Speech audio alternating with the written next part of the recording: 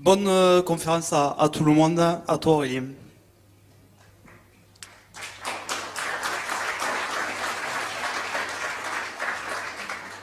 Bonsoir à tous. Donc, merci à tous d'être présents. On accueille aujourd'hui à Rodez Monsieur Jancovici. Donc, je vais le présenter très rapidement. C'est un des experts français de la transition éco-énergétique, fondateur notamment de Carbone 4.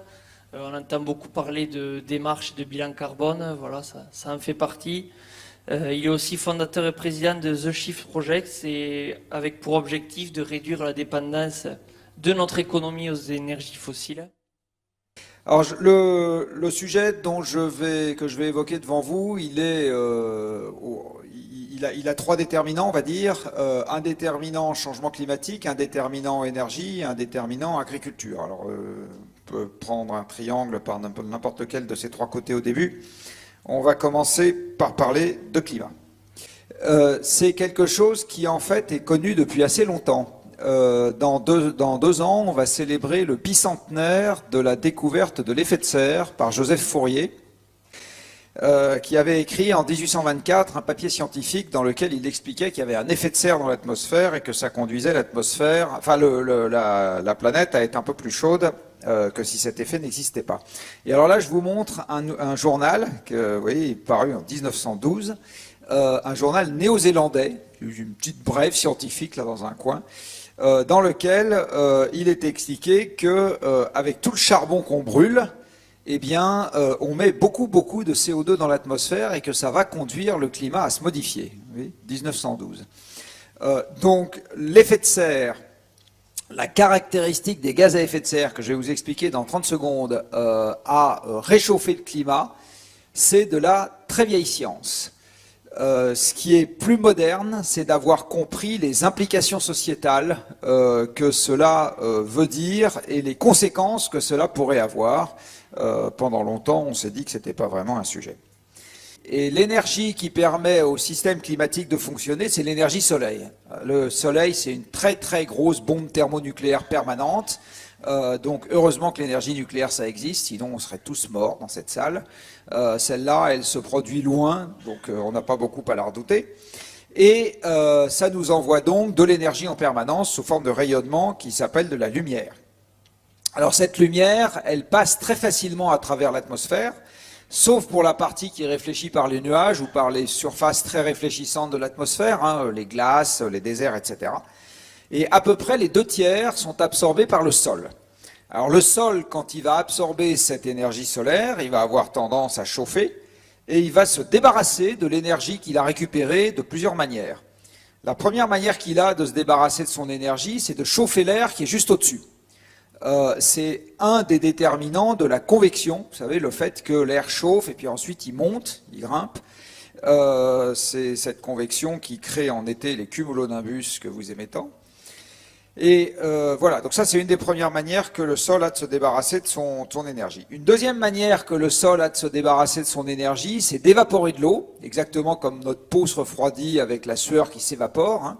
Donc on évapore de l'eau et la Terre est une grosse machine à évaporer puisqu'elle est couverte aux 2/3 d'océan. Et une fois que l'eau se retrouve dans l'atmosphère et condense, ça restitue l'énergie qui a été utilisée pour évaporer l'eau.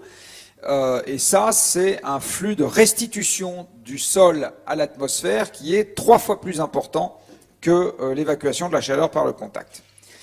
Et puis le sol a une troisième manière de se débarrasser de son énergie qui est de rayonner de l'infrarouge.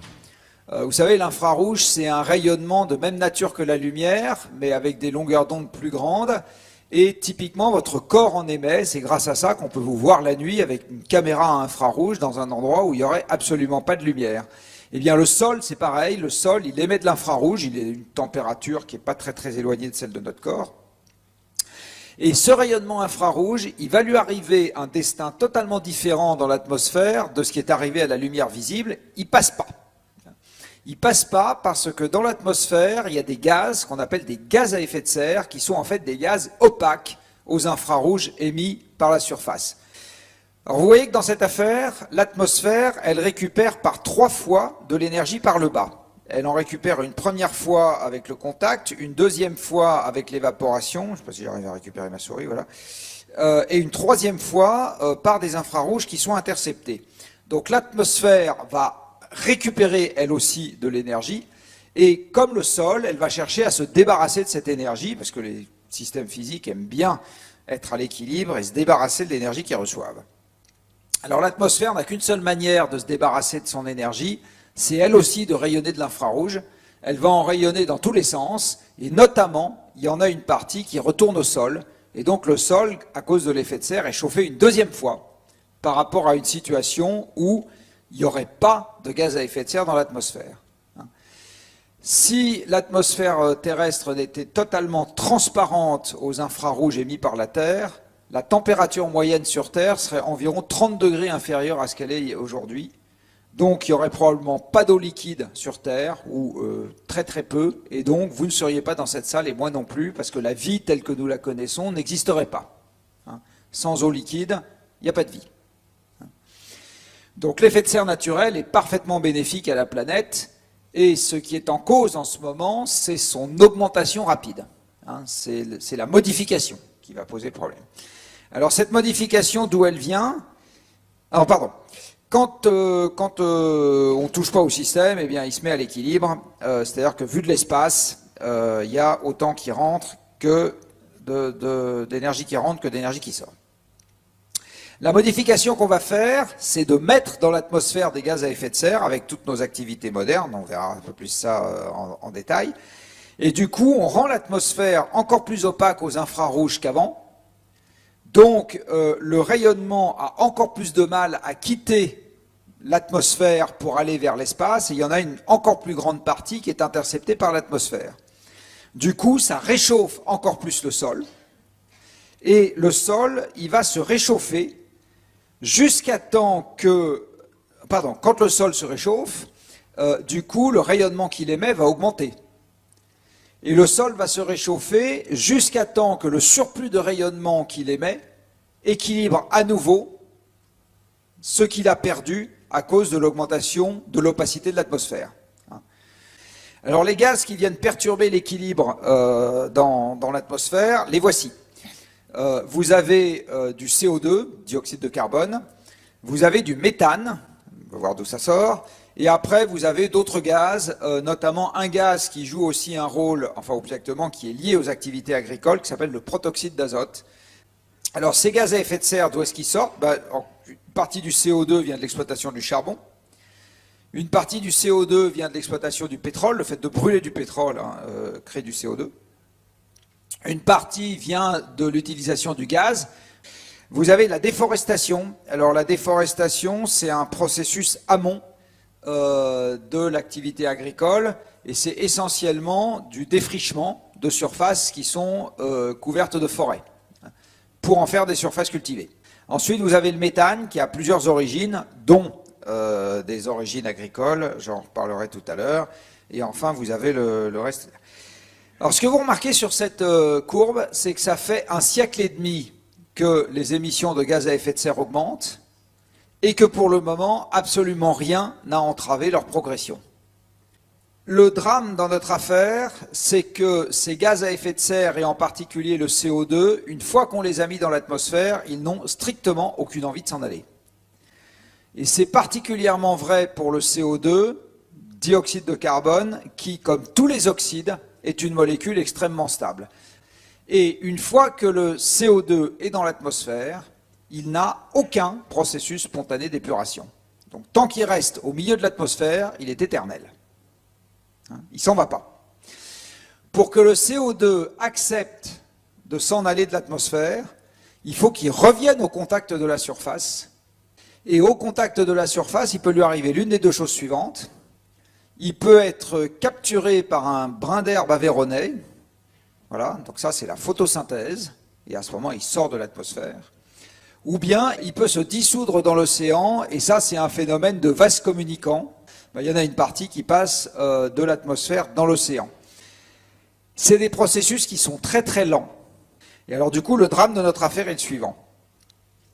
Ici, vous avez un graphique qui vous représente la fraction du surplus de CO2 que nous avons mis dans l'atmosphère, qui est toujours dans l'atmosphère après arrêt des émissions.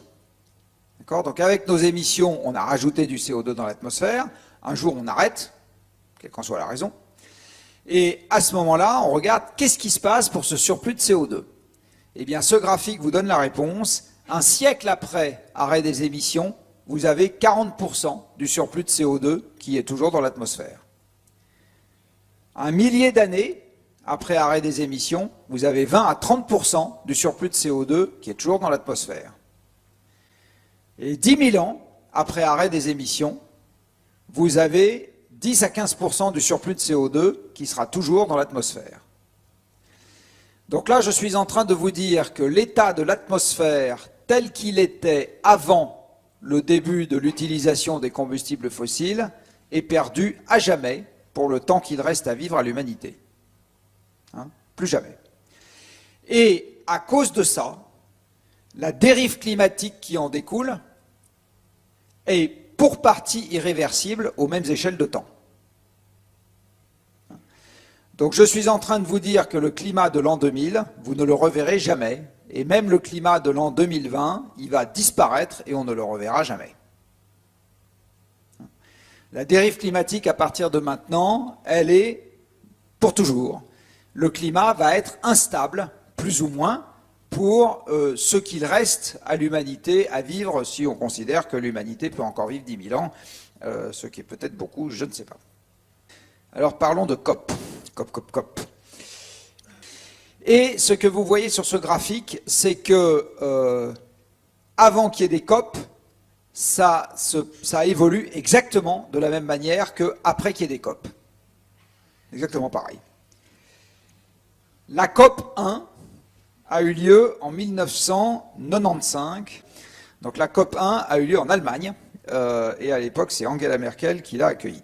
Alors vous voyez, c'est un gros succès. C'est l'année où la Convention climat a été ratifiée par tous les pays et entre en vigueur. C'est un énorme succès, hein, d'accord? Bon, regardez ce qui se passe avant, regardez ce qui se passe après. Bon.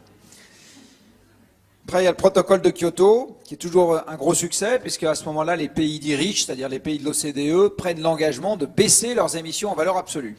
Bon, vous voyez le résultat. Après, il y a eu Copenhague, où j'étais, qu'on a qualifié de gros échec. Bon. Après, il y a Paris, gros succès. Bon. Et Glasgow. Bon. Alors, en fait, il y a un énorme malentendu avec les COP. Il y a un énorme malentendu. C'est que nous pensons que les COP vont être capables de régler, je ne sais pas où, dans l'espace international, un problème dont on ne s'occupe pas nous-mêmes. Mais c'est une chimère. C'est une chimère. Il n'y a pas de maître du monde. Ça n'existe pas. Depuis le traité de Westphalie, les États sont souverains. Il n'y a pas de maître du monde. Donc, c'est une illusion de penser que les COP vont régler ailleurs et pour nous un problème qu'aujourd'hui, nous n'acceptons pas de régler ici et maintenant. Le problème se réglera ici et maintenant. Et le jour où tous les pays du monde auront réglé le problème ici et maintenant, alors les COP seront des succès. Mais la faute, c'est la nôtre. C'est celle de tous les citoyens consommateurs du monde qui aujourd'hui n'arrivent pas à s'organiser de telle sorte que leurs représentants élus s'occupent sérieusement du problème. Et on n'arrive pas à régler nos propres contradictions. Hein, c'est ça le problème. Donc, plus de gaz à effet de serre dans l'atmosphère, la température de la planète va s'élever. Alors, de combien ? On peut déjà commencer par regarder ce qu'on a eu dans le passé. Alors, sur cette courbe, vous voyez, il y a un 0 sur l'échelle verticale. Le 0, c'est une référence, c'est une échelle relative, c'est la température moyenne de la planète, ce qu'on appelle la température au sol, parce qu'elle n'est pas partout la même dans toute l'atmosphère. Donc c'est la température moyenne de la planète avant qu'on commence à cracher significativement des émissions de gaz à effet de serre, et en pratique, c'est la deuxième moitié du 19e siècle qui sert d'étalon. D'accord ? Donc vous prenez la moyenne 1850-1900, hein, sur toute l'année, sur toute la surface de la Terre, et vous dites, c'est ça, la température moyenne de la planète. Ce que vous voyez, c'est qu'à la fin du XXe siècle, donc en l'an 2000, on a gagné à peu près 1 degré par rapport à cet étalon. Et à l'heure où on se parle, là, on a gagné à peu près 1,1, 1,2 degrés par rapport à cet étalon. Alors à 1,1 ou 1,2 degrés, on a déjà 15% des coraux qui sont morts. On a déjà, alors non pas, je ne connais pas les chiffres pour les éleveurs, je ne pense pas qu'il y ait beaucoup de décès chez les bovins, mais par contre, vous avez eu déjà en France, sur les dernières années, une année où la récolte de patates a fait moins 40%. Une année où le Doubs, a été quasiment à sec. Une année où le Rhin a tellement baissé que les barges ne pouvaient plus passer. Une année où la récolte de blé, enfin de céréales, a fait moins, je ne sais plus combien, 20, 30%. Vous avez au Canada cette année la récolte de blé dur qui a fait moins 40%. Vous avez la récolte sur un certain nombre de productions fruitières cette année qui va faire moins 50%. Et le gel tardif est une conséquence directe du réchauffement climatique. La végétation débourre plus tôt au printemps, les épisodes de gel ont lieu au même moment, et crac, vous pouvez dire adieu à la production. Donc, à 1,1 degré, vous avez déjà des espèces d'arbres en France qui sont condamnées. Hein, une partie des épicéas, rien qu'à 1,1 degré, ils sont déjà hors zone de confort. Bon. Donc 1,1, on se dit, bon, c'est pas grand-chose. Il y a déjà 50 degrés au Canada, il y a déjà des jolies canicules, il y a déjà eu l'été 2003, enfin voilà, donc c'est quand même pas complètement négligeable. Alors, vous voyez qu'à la fin du siècle, dans le scénario charbon à donf, on a gagné 4 degrés par rapport à la température pré-industrielle. Alors, 4 degrés, est-ce que c'est beaucoup ou pas beaucoup? Alors, pour le savoir, on va faire un petit retour dans le passé. Voici l'Europe il y a 20 000 ans. Alors, il y a 20 000 ans, nous sommes au cœur de la dernière ère glaciaire. Vous avez des calottes monstrueuses, énormes, qui recouvrent tout le nord de l'Europe, le Canada, le nord de la Russie. Alors, ce gros glaçon est constitué d'eau. L'eau, il a bien fallu la prendre quelque part. Hein, elle n'est pas venue de Mars, et en fait l'eau a été prise dans l'océan. Il n'y a que dans l'océan où on peut prendre suffisamment d'eau pour faire des gros glaciers de 3 km d'épaisseur. Et comme le fond de l'océan est toujours au même endroit, hein, le niveau de l'océan a baissé de 120 mètres. Et ce réchauffement global, il est de l'ordre de 4 à 5 degrés en 10 000 ans. Donc là, vous voyez le résultat d'une expérience grandeur nature qui a été faite par la planète Terre pour nous dans le passé. C'est se réchauffer de 4 à 5 degrés en 10 000 ans. Vous voyez l'ampleur de la modification que ça engendre. Car la stabilité climatique des 10 000 dernières années correspond, comme par hasard, à la sédentarisation des hommes. Vous savez que la fin de la préhistoire, c'est il y a 10 000 ans.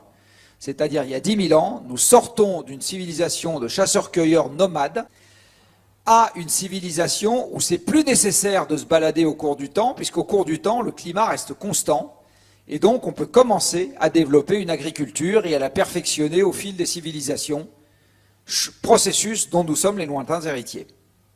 Entre 4 degrés en 10 000 ans et 4 degrés en un siècle, très clairement, une transition de cette ampleur à cette vitesse, vous pouvez retenir que ça sera le bazar partout, et notamment, probablement, la guerre partout.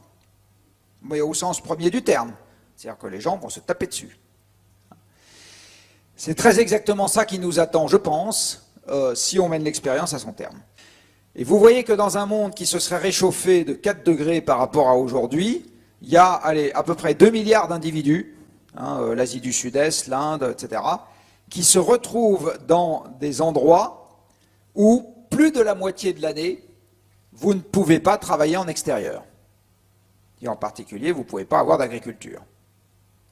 Alors vous comprenez bien que plus on ira vers ce genre de situation, plus ces gens-là vont se dire on ne va pas rester où on est, on va bouger. Alors ils ne bougeront pas nécessairement beaucoup, 50 km, 100 km, 200, 300, mais enfin de proche en proche, ça suffit pour déstabiliser les régions. Et là, voilà un premier motif pour lequel les gens pourraient facilement se taper dessus, parce que les flux migratoires seront excessifs et supérieurs aux capacités d'accueil. Donc les canicules seront 9 fois plus fréquentes et la température maximale atteinte, éventuellement 5 degrés plus élevée. Donc ce qu'il faut retenir, c'est que toujours dans un scénario à 4 degrés, l'été passerait de 3 à 6 mois. l'hiver de 3 à 1 mois, en gros, hein, et l'automne et le printemps perdraient chacun 1 mois. Après, dans un scénario à 2 degrés, c'est moins marqué, mais c'est le même esprit. Ce que vous voyez ici, c'est un certain nombre de zones où il ne va pas pleuvoir plus, mais il va pleuvoir moins. Et vous voyez que malheureusement pour nous, une partie des endroits où il va pleuvoir moins, c'est le sud, le sud de l'Europe, là, tout le pourtour du bassin méditerranéen. C'est un endroit où, dans le cadre du réchauffement climatique, il est anticipé, et c'est malheureusement déjà en cours, que les précipitations baissent. Ce n'est pas une bonne nouvelle, hein. L'eau, c'est quand même la vie. Et ce que vous voyez, c'est que énormément de pays des moyennes latitudes ont des sols qui s'assèchent. C'est le cas pour toute l'Europe, c'est le cas en fait pour tout le pourtour du bassin méditerranéen, c'est le cas pour l'Europe centrale, c'est le cas pour l'Amérique du Nord, c'est le cas, très mauvaise nouvelle pour l'Amazonie, pour une bonne partie de l'Amérique du Sud, c'est le cas pour la Chine, c'est le cas pour l'Asie du Sud-Est. Donc vous voyez, et ça c'est parce que, encore une fois, d'une part la pluie est plus mal répartie, et d'autre part, il n'y a pas que la pluie qui augmente, il y a aussi l'évaporation qui augmente si le climat est plus chaud. Et ce que vous voyez, c'est que les rendements agricoles, ils vont baisser, quel que soit le type de région, là les régions tropicales et là les régions tempérées, et quelles que soient les mesures d'adaptation qu'on pourrait prendre ou pas. Et ce que vous voyez, c'est qu'à 2,5 degrés de réchauffement, c'est la barre de droite qui m'intéresse, l'insécurité alimentaire devient généralisée et probablement pas gérable. Alors pour tous ceux d'entre vous qui se souviennent de leur cours d'histoire, la disette, c'est un très très bon facteur de déstabilisation politique. Ça fait sauter les régimes comme qui rigolent. C'est exactement ce qui s'est passé au moment de la Révolution française, c'est exactement ce qui s'est passé au moment du printemps arabe, à cause d'une inflation alimentaire totalement intolérable.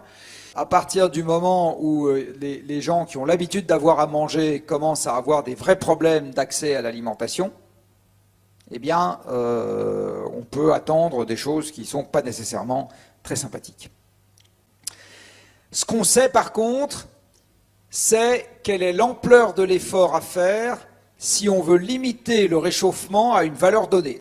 Alors à fin 2020, on avait émis à peu près 2300 milliards de tonnes de CO2 et la température est montée d'un peu plus d'1 degré, 1,1.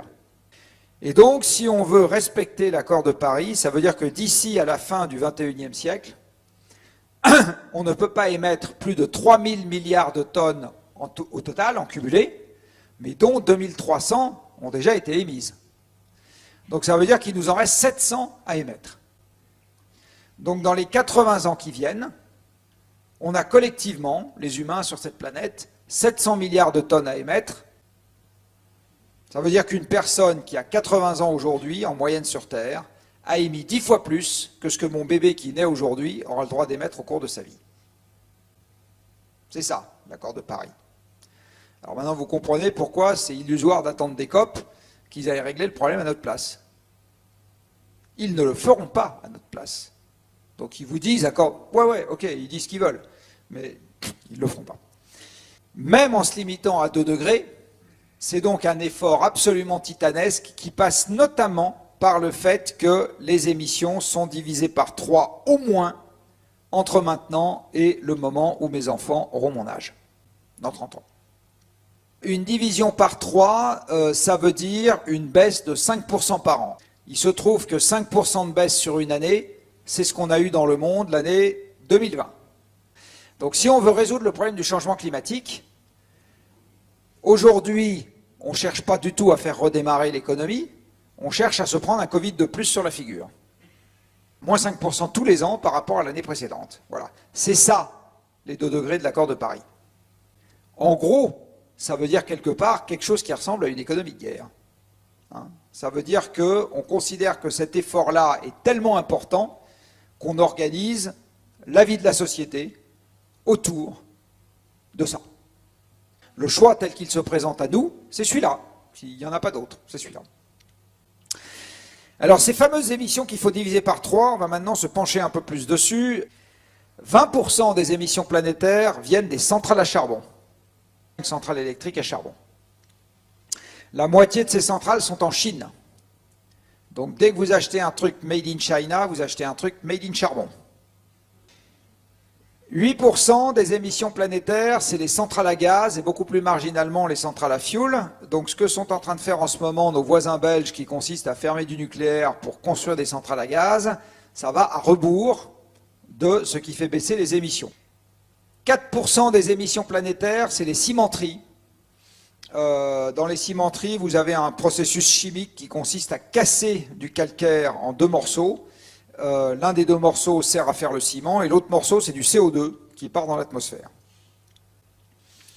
12%, c'est les autres émissions directes des industries. Là-dedans, vous avez aussi 4% pour l'acierie et 4% pour la chimie. Donc, fabriquer des matériaux de base, du ciment, du plastique, des métaux, et notamment de l'acier, c'est ça qui émet l'essentiel de l'industrie. Enfin, c'est ça l'essentiel des émissions directes de l'industrie. Après, transformer l'acier en boulon de 12, c'est beaucoup moins émissif. Les transports, c'est 15%, dans lesquels vous allez trouver à peu près 6% pour les voitures, 4% pour les camions, c'est mondial tout ça, hein. 2% pour les bateaux et 2% pour l'aviation pré-Covid. Vous voyez que les transports, tout mouillé dans le monde, c'est un gros problème, enfin c'est un gros sujet plus exactement, mais moins que les centrales à charbon. Hein, donc dézinguer les centrales à charbon, c'est au moins aussi important que de s'occuper des voitures. On va arriver à ce que vous attendiez tous, l'agriculture. Alors l'agriculture dans le monde, c'est à peu près 20% des émissions de gaz à effet de serre. C'est essentiellement des gaz qui ne sont pas du CO2, c'était dans le premier graphique que je vous ai montré, là où vous avez vu, il y a du méthane notamment dans les émissions agricoles et du protoxyde d'azote. Donc c'est essentiellement des gaz qui ne sont pas du CO2 et les gros postes d'émissions, c'est les émissions de protoxyde d'azote une fois qu'on a mis des engrais azotés dans les champs. Alors les engrais azotés, ça peut être des engrais de synthèse ou ça peut être du purin ou ça peut être du lisier. Hein, tout ça, ça contient de l'azote, c'est pour ça que ça pue du reste. Et puis vous avez la fermentation entérique des bovins et les rizières. Donc ça, c'est les gros postes d'émissions. Alors, en Europe, l'agriculture, c'est aussi à peu près 20% des émissions. Mais dans le monde, il faut y rajouter un autre compartiment qu'en Europe, on n'a plus, parce qu'on a déjà coupé tout ce qu'il y avait à couper. Hein. Et donc, il y a 10% des émissions planétaires qui viennent de la déforestation, qui est un déterminant amont de l'agriculture. Ce qui veut dire que si je rajoute la déforestation et les émissions directes de l'agriculture, cette dernière représente 1/3 des émissions planétaires de gaz à effet de serre. Ça fait quand même un gros paquet. Ici, vous avez la quantité totale d'énergie utilisée par l'humanité depuis 1 siècle et demi. Alors vous voyez, manifestement, on en consomme de plus en plus, donc on n'a pas bien écouté les slogans. Et non seulement on en consomme de plus en plus, mais ce que vous voyez, c'est que chaque forme d'énergie est venue s'empiler sur les précédentes, sans aucune substitution à large échelle. Et on n'a jamais consommé autant de charbon qu'aujourd'hui. Le pétrole est venu par-dessus le charbon, il n'a pas du tout remplacé. Le gaz est venu par-dessus le pétrole et le charbon, etc. Et tout en haut, là, vous avez les machins qui en ce moment remplissent les colonnes des journaux, c'est-à-dire les nouvelles énergies renouvelables. Donc le petit machin mauve, là en haut, c'est l'agrégation du photovoltaïque, de l'éolien, du biogaz, du marémoteur, du houlomoteur, de je sais pas quoi encore, des hydroliennes, enfin bon bref, tout ça, c'est ce truc-là. Là. Et alors la promesse aujourd'hui, c'est que ce truc mauve va remplacer en 30 ans la totalité de tout ça, dans un monde dans lequel la quantité d'énergie utilisée double. Voilà, c'est ça la promesse politique aujourd'hui qui s'appelle la croissance verte. Alors ne rigolez pas, c'est comme ça que l'Europe organise ses plans. C'est comme ça que l'Agence internationale de l'énergie publie ses scénarios. C'est comme ça que les économistes raisonnent.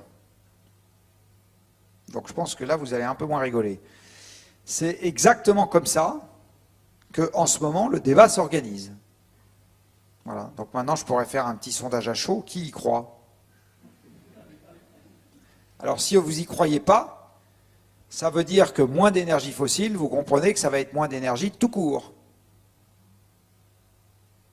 Et on va voir que ça veut dire en fait Très mauvaise nouvelle pour vous et pour moi, moins de pouvoir d'achat tout court. C'est ça que ça veut dire. Alors voilà d'autres petits copains et auxiliaires de l'agriculture qui s'appellent les usines d'engrais et de phytosanitaires. Les engrais de synthèse sont faits avec la chimie de l'ammoniac, et la chimie de l'ammoniac demande de commencer à produire un gaz qui est hachement à la mode en ce moment et qui s'appelle de l'hydrogène, absolument. 40% de l'hydrogène qui est aujourd'hui produit dans le monde sert à faire de l'ammoniac, et l'ammoniac, c'est le début de la chimie des engrais, c'est avec ça qu'on fait l'urée, etc., et que derrière, on va faire les engrais azotés, les ammonitrates. Ceux qui font boum dans le port de Beyrouth quand on ne les surveille pas. D'autres usines que vous voyez là, c'est un aval du pétrole, c'est de la pétrochimie, c'est les phytosanitaires, et les 3 piliers énergétiques de l'agriculteur moderne s'appellent la mécanisation, les engrais azotés et les phytosanitaires. Et un peu marginalement aussi, d'autres engrais qui arrivent par exemple dans ce genre de bateau, qui sont les phosphates, voilà, et la potasse, pour faire le NPK. Donc aujourd'hui, l'agriculture moderne bénéficie de ce costume d'Ironman, exactement comme les autres activités. Et c'est la raison pour laquelle la population active a pu descendre jusqu'à 1,5% des actifs français, en produisant bien plus qu'à l'époque où ça occupait 60% des Français. Parce qu'on a mis les machines au boulot. On a produit plus d'aliments et on les a produits pour moins cher. Ici, vous avez, alors ça, je pense que ça va vous intéresser, l'évolution du budget alimentaire. Alors, j'ai pris les Américains, parce qu'en France, on est infoutu de trouver des séries longues en 2 clics de souris. Mais c'est exactement la même chose en France. Hein. Le budget alimentaire des Américains sur quasiment un siècle. Ce que vous voyez, c'est qu'il y a un siècle, les Américains dépensent un quart de ce qu'ils gagnent pour manger. Et là-dedans, l'essentiel, c'est ce qu'on appelle au domicile. Donc, en fait, c'est des achats pour faire la cuisine vous-même. Qu'est-ce que c'est que les achats alimentaires aujourd'hui? C'est le ticket de caisse du magasin. Mais quand vous allez chez Carouf pour acheter de la nourriture, qu'est-ce qui revient aux gens qui sont au premier rang là? Ça. Vous allez payer le magasinier de chez Carouf, la caissière de chez Carouf, vous allez payer des transports, vous allez payer des emballages, vous allez payer la campagne de pub de Carouf, vous allez payer les actionnaires de Carouf et leurs experts comptables. Vous allez payer en gros tout sauf de la bouffe. J'ai fait le calcul sur une boîte d'œufs. Départ producteur en Bretagne, l'œuf vaut 6 centimes. Donc une boîte d'œufs de 6 œufs, 36 centimes, que vous allez payer 1,50 € au magasin. Donc vous allez payer au magasin, en gros, entre un quart et un cinquième de votre ticket de caisse, c'est effectivement l'achat de la nourriture. Le reste paye plein d'autres trucs. Donc, en fait, à l'époque, on achetait des produits bruts et on faisait la cuisine soi-même. En fait, ce qu'on appelle faire la cuisine aujourd'hui, c'est déjà acheter des produits de l'industrie agroalimentaire. Et donc, les produits bruts, ils valent un quart de votre ticket de caisse, en gros. C'est-à-dire que si on revenait aujourd'hui au système d'il y a un siècle, eh bien, en fait, on se rendrait compte que le prix des aliments a été divisé par 10 à 20. Donc, la bouffe, elle n'est pas chère, elle vaut rien en ce moment. Rien du tout. Rien. C'est transitoire. Ça va remonter. Je peux vous le dire. Et ça ne va pas remonter parce que les politiques sont des abrutis. Ça va remonter à cause de la physique. Et dans le même temps, on consomme 5 fois plus de viande. Donc le prix réel de la viande, c'est-à-dire le prix d'un kilo de bœuf exprimé en minutes de temps de travail, hein, lui, il a plutôt été divisé par 50 à 100. Les énergies fossiles, donc pétrole, gaz, charbon. La plus importante d'entre elles aujourd'hui, dans l'approvisionnement mondial, c'est le pétrole. Vous avez ici un document qui a été édité par l'Agence internationale de l'énergie en 2018 et qui dit, en ce qui concerne le pétrole, la production mondiale de pétrole est passée par un maximum historique en 2008 et a commencé à décliner depuis. Donc sur le pétrole, la décrue, elle a commencé, qu'on le veuille ou pas, Et donc, de toute façon, qu'on le veuille ou pas, il va falloir organiser la sortie du pétrole très rapidement. Voilà, et je vais m'arrêter là. J'avais encore 3 trucs sur l'agriculture, mais ça ferait un peu long. Donc je m'arrête là. Voilà, hop.